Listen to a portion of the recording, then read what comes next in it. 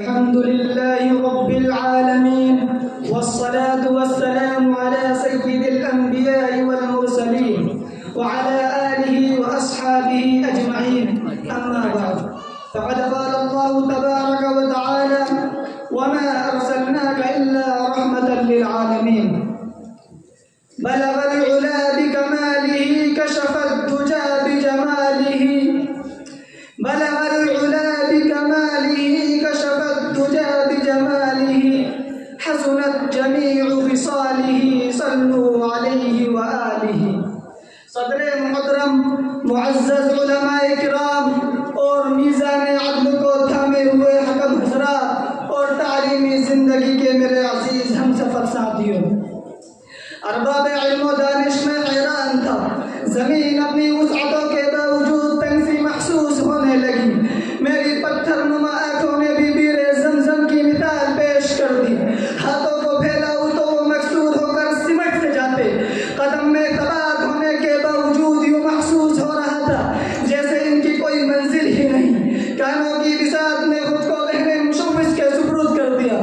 دماغ کو درد دی سمجھانے کی جو کوشش کی تو وہ بے ساختہ کہہ پڑا: شریک غم نہ ہوتے تو حوصلہ دیتے۔ جی ہاں سامعین باتمکین، قلب ہنسی کے احساسات، دل کے پرآشوب جذبات نہ کچھ رقم کروا رہے تھے نہ کچھ بیاں۔ میری زبان بے قرار کچھ کہنا چاہ رہی تھی پر نہ جانے کیوں الفاظ کا عدم ہو گئے۔ ہاتھ کچھ تحریر ببرکت کرنا چاہتا تھا پر نہ جانے کیوں کوئی ہمت کے پیش نہ آ سکا۔ سوچا دل کے احساسات و جذبات کو تسبیح کے تانوں کی طرح لوگوں کو گنوا سکوں، پر سارے احساسات و جذبات بساط و طاقت آنسوؤں کے نام ہو گئے۔ جو دیکھتا ہوں وہی بولنے کا عادی ہوں، جو دیکھتا ہوں وہی بولنے کا عادی ہوں۔ میں اپنے شہر کا سب سے بڑا فسادی ہوں۔ جی ہاں سامعین باوقار، آپ سمجھ رہے ہوں گے کہ آخر میں کیا کہنا چاہتا ہوں، آخر میری اس بے چینی کی وجہ کیا ہے، کیوں سکون چھنتا گیا محسوس ہو رہا ہے، کیوں بستر پر آرام کا مزہ نہ دفتر پر طعام کا مزہ آ رہا ہے۔ سوکھی ریت پر ٹوٹی ہوئی شاخ سے لکیریں بنانے کا کیا مطلب، کیوں یہ حیات طفولیت جو معصوم ہے مایوس ہو بیٹھی، کیوں آج روشنی کے الرغم مجھے ظلمت و تاریکی محسوس ہو رہی ہے۔ میرا سفینہ کہاں ڈوب گیا، میری زندگی کے ایام فرحت کیوں مان پڑ گئے، کیوں آج آفتاب اپنے آب و تاب کے باوجود معروف سا لگا، کیوں آج مہتاب کی روشنی آسمان کو روشن نہ کر سکی۔ بک رہا ہوں جنوں میں کیا کیا، بک رہا ہوں جنوں میں کیا کیا، کچھ تو سمجھے خدا کرے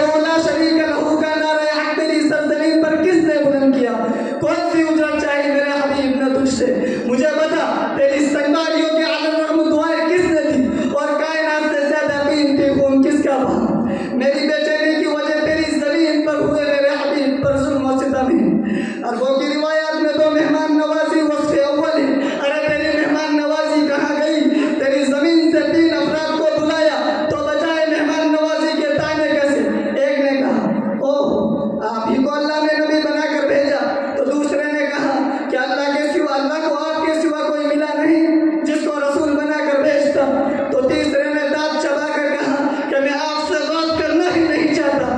کہ یہ بات دل پر لگنے والی نہیں تھی بلکہ یہ جملے دل کو چیر دینے والے تھے، لیکن میرے حبیب نے اس کی کوئی پرواہ نہیں کی، بلکہ کہا کہ میں ان کے حق میں کیوں قہر الہی کی دعا مانگوں، میں ان کے حق میں کیوں قہر الہی کی دعا مانگوں، بشر ہیں بے خبر ہیں کیوں تباہی کی دعا مانگوں. جی ہاں سامعین باوقار، اور وہ کیا ظلم کی انتہا ہوئی، ماہی بے آب کی طرح جس کے لیے تڑپنا پھر اسی کے پتھر کھانا. انہوں نے تو مذاق بھی اڑایا، تالیاں پیٹی، گرد و غبار کا ایک سلسلہ ٹوٹا، پتھروں کا ایک سلسلہ ٹوٹ کر بسا کہ پیشانی مبارک سے خون بہتے ہوئے نالین مبارک تک جا پہنچا. 3 میل تک کیسی دوڑ لگائی ہوئی میرے حبیب نے. آج الفاظ ٹوٹ کر سسک کر نکل رہے ہیں. اللہم الیک اشکو ضعف قوتی وقلت حیلتی وہوانی علی الناس. آنکھوں سے آنسوؤں کا سمندر امڑ رہا ہے، ہاتھ اٹھائے اٹھ نہیں رہے، ٹھیک سے سانس نہیں چل رہی ہے، اور کچھ بولنا چاہ رہے ہیں پر بے بسی و بے کسی کا ایک ماتم سا سما ہے کہ سبھی غم مقتدی بن کر